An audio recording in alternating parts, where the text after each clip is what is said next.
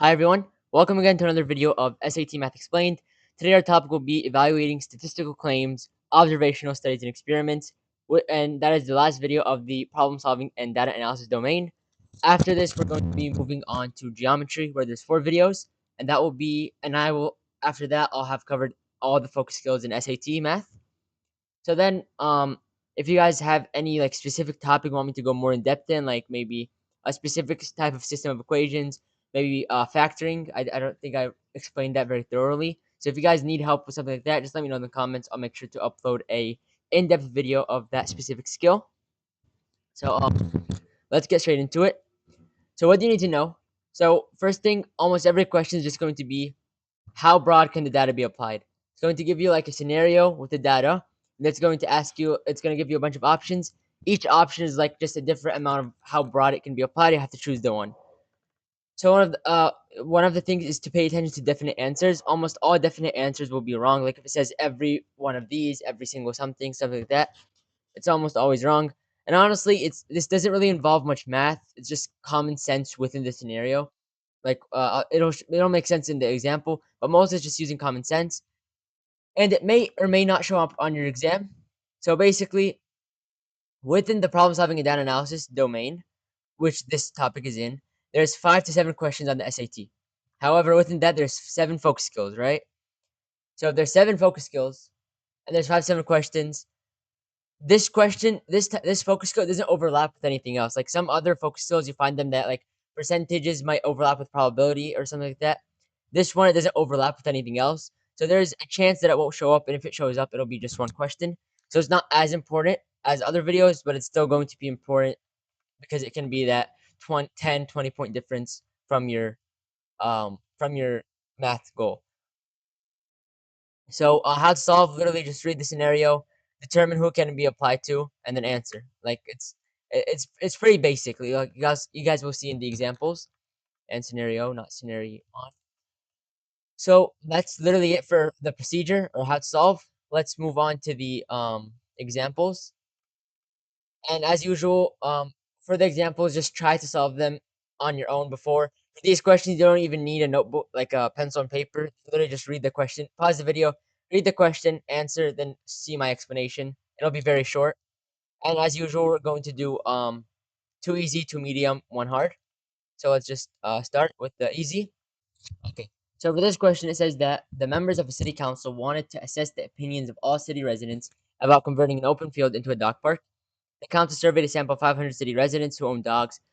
The survey showed that the majority of those sampled were in favor of the dog park, which is the longest show of the city council survey.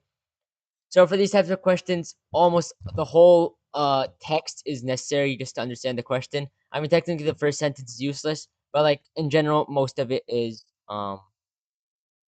needed to answer the question. So which is the longest show of the city council survey? Let's just read the answer options. A, it shows that the majority of city residents are in favor of the dog park. So what did they say? They surveyed 500 of the city residents who own dogs. So those who own dogs. Then the survey showed that the majority of these samples were in favor of the dog park. So here's the thing: you have to just pay attention to the small words. Right here, literally the phrase that makes a difference between most likely all the answer options is who owns dogs. So all the people they surveyed own dogs. So this one, it shows that the majority of city residents are in favor of the dog park.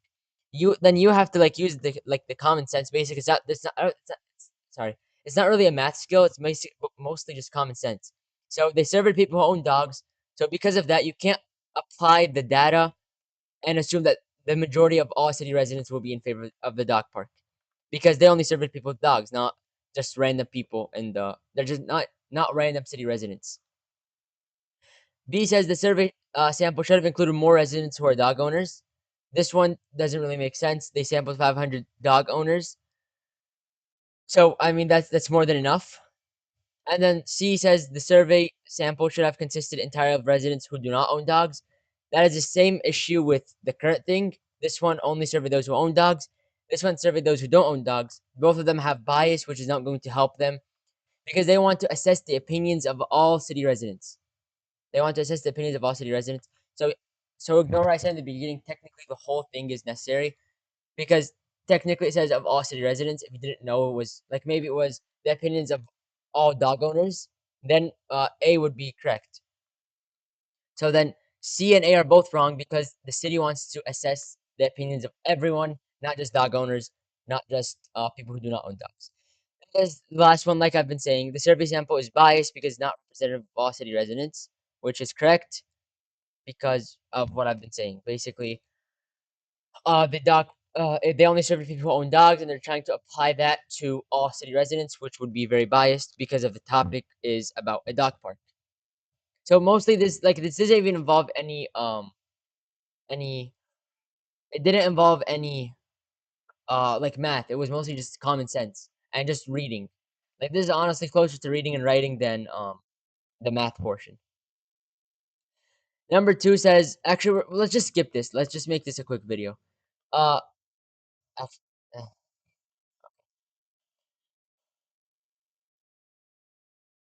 yeah, let's skip this. Yeah, it's best to just skip it. So never mind. We're just going to do one hard, one medium, one easy, one medium, one hard, because like the whole question bank only has 10 questions about this. So I'm not going to do half of the question on it. If you guys want to go, you can go to the question bank, find the focus skill, and do the rest of the questions. I'm only going to do 3 of them today. So this is the medium question. So the residents of a town were surveyed to determine whether they were satisfied with the concession stand at a local park. So just residents of town, nothing specific about them. So the random sample of 200 residents were selected. All 200 responded, and 87% said that they were satisfied. Based on this information, which of the following statements must be true? So this one says, of all the town residents, 87% would say they are satisfied with the concession stand at the local park. That is one. Two says, if another random sample of 200 residents were surveyed, 87% would say they are satisfied.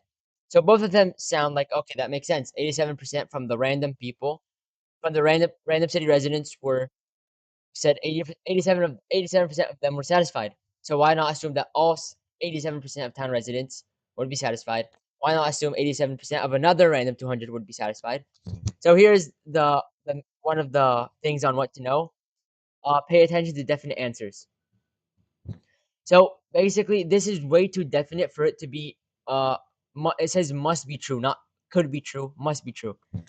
So this is so definite that it can't be right. Like of all town residents, there's going to be some margin error, which yeah, there's going to be some margin of error when you're only sampling 200 and maybe there's like 100,000 residents. When you're only sampling 200 residents, there's going to be a margin of error. So that's why this one can't be.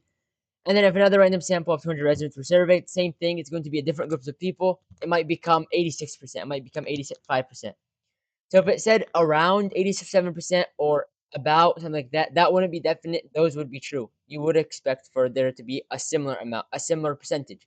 But because it's definite on 87% for both 1 and 2, the answer will be neither. So that is it for the medium question. Let's move on to the hard question. Again, I'm going to skip um the second medium question like I skipped the second easy question. Okay, so for the final hard question, it says that a psychologist designed and conducted a sorry.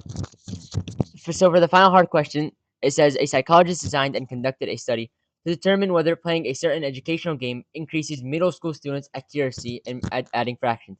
So specifically, he's focusing on middle school students. So for the study, the psychologist chose it's a random sample of 35 students from all of the students at one of the middle schools. So from all the students at just the middle school. So he chose 35 random middle schools at only at a specific school. So sorry. So he chose 35 middle school students from just one middle school in the whole city.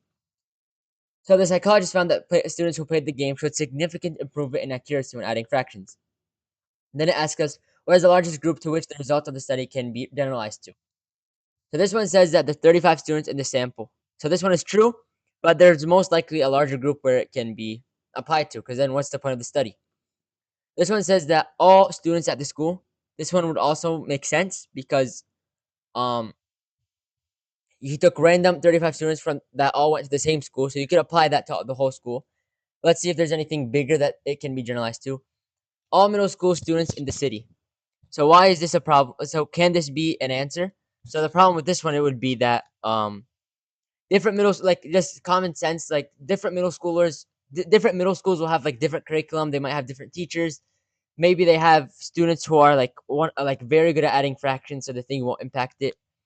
it won't impact them, like it won't make them more accurate, something like that. So it would be a stretch to apply it to all middle school students in the city when your initial population was just random students at one middle school. And then all students at the city is the same problem. And additionally, this one goes up a level because it's exiting the middle school. It's just going to all students in the city. So high school, elementary. So you might think, okay, well, why is B right? It says all school, all students. So wouldn't that also be like high school, elementary? That would be from, you would know that because if you like read the question like in depth, you would see that it's at one of the middle schools. So that he only surveyed middle school students because his survey was conducted at a middle school specifically. The school didn't include high school and elementary. So that would be all students at the school. So a shortcut to this, like if you want, you could just read them, use common sense, all that.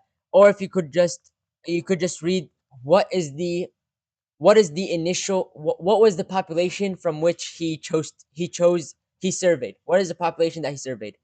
So then you would see he chose a random sample of 35 students. Where did he get the students from? The students at one of the middle schools in a large city. So what would that mean? This study can be applied to all students at that specific school. For this one, it asks us, sorry, not this one. For this one, it asks us, why about which of the following is true about the city council survey. So if you read, who can it be applied to? Basically, the largest group. It says they surveyed a sample of 500 city residents who own dogs. So the largest group it can be applied to is all the city residents who own dogs specifically, which it would be why that D was says that it's biased because they want to see all city residents.